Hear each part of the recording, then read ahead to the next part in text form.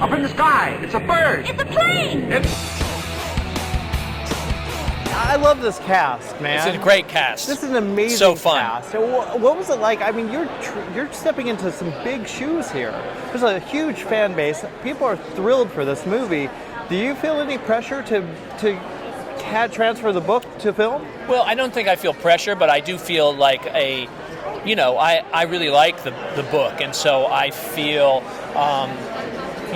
that I want to be faithful to it as much as possible. We really have, and the book is this rambling, wide range. Has so many characters and so many events, and has 3 different villains, and so it was a real challenge to kind of fit that all into a movie, which is obviously movies.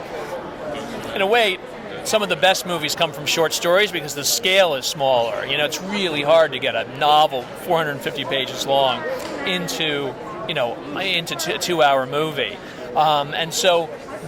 So that was the biggest challenge to do it, and I do feel, I feel like a faithfulness to the book, and I think we have been faithful to it. And you're working with the writer pretty heavily. What was it? Was there anything that you felt that you wanted to bring in that wasn't in the book, to change it maybe? Well, I think what I wanted to bring to the book was, look, I think it's mostly there, and certain things that. I'm trying to think. I really don't think. In a way, I was trying to pull things away from the book. You know what I mean? To make it work. And I think the book is really successful at depicting this world. But then you have to show it. You know what I mean? And you have to. Sometimes it's told in an internal way. And so really, the main thing is to try to make. How do you make those? What she's thinking. How do you make that visible? And how do you turn it into action? I don't mean just like violence or. How do you turn it into behavior? Yeah, well, we're looking forward to it, man. Thanks a lot. Do you like this whole Comic-Con thing? I do. I mean, I've been so blessed. I mean, it's a great problem to have that they want you to come back to Comic-Con every year for something, right? I mean, how great is that? So it's the last year of my show, so this will be the last, panel I do for my show tomorrow. That sucks. Yeah, I know. And then today we're doing this, and, this big film based on a book that people already love, which is completely bananas to me. Does that I've never been in that pressure position. you, though, a little bit? Like, I have to live up to the fans? No pressure, because I feel like all I can do is what I do, and I promise everyone that I try to do it well, and that's really all I can do. But it's interesting how there's a preconceived thing out there, and I'm actually wondering what people are hoping to see. I'm hoping to hear some of that. Yeah, I mean, I've never read the book. So had you read the books beforehand? Not before. After I got the film, yes. Yeah. I mean, they're young adult books. As much as I like to think I'm 20, I'm not. Yeah. So I kind of read, I read biographies and history books, and I'm like boring and older. I don't read. That's my problem. Oh, you don't read? No, that's an issue. That's an issue. Audio book. I know, right? I know. Don't you love how we're so lazy now as a society? We have the internet. We have audio books. Yeah. How lazy is an audio book? Really super lazy. It's genius, but it's lazy. Yes, and it makes me feel bad. Yeah. I'm trying to actually read comics again, because I've never read comics even. Now I'm really? Yeah, reading comics. Huh. That's cool. There's nothing wrong with comics. Are you a comic fan? I mean, I'm not a huge fan. I mean, I had a lot of Wonder Woman comics when I was a kid because I was a big Linda Carter fan, but... You should be Wonder Woman. Oh my gosh, they cannot make that again.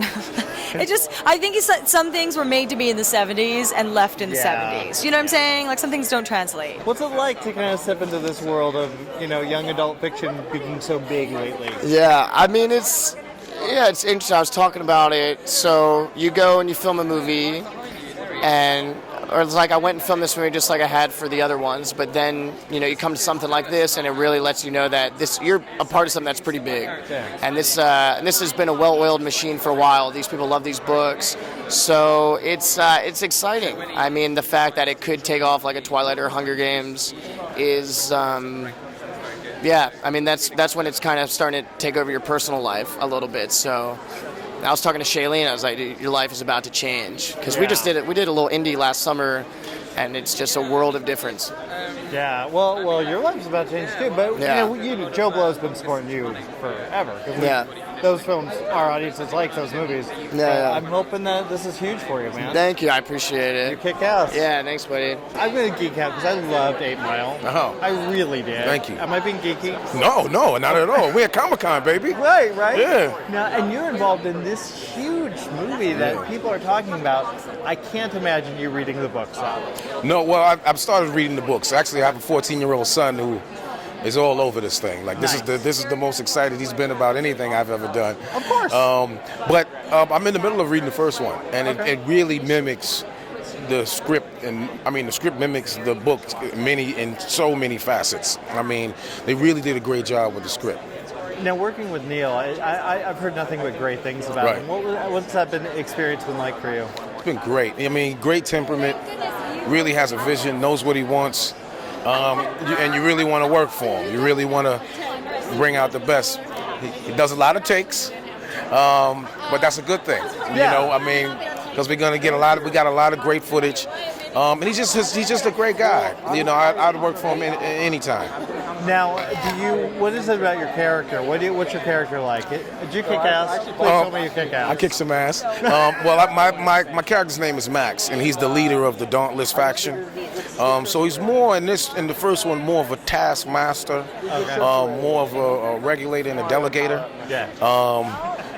Very sort of speechy, and you know, and when he presents his things that he wants these initiates to do. But he's very mysterious, very mysterious, and he leaves you wanting more. Like, who is this guy? You know, I want to see what makes him tick. I want to see what his motivations are. I'm just excited to see you in this kind of big movie. Yeah, I appreciate it. It's awesome, man. I appreciate that.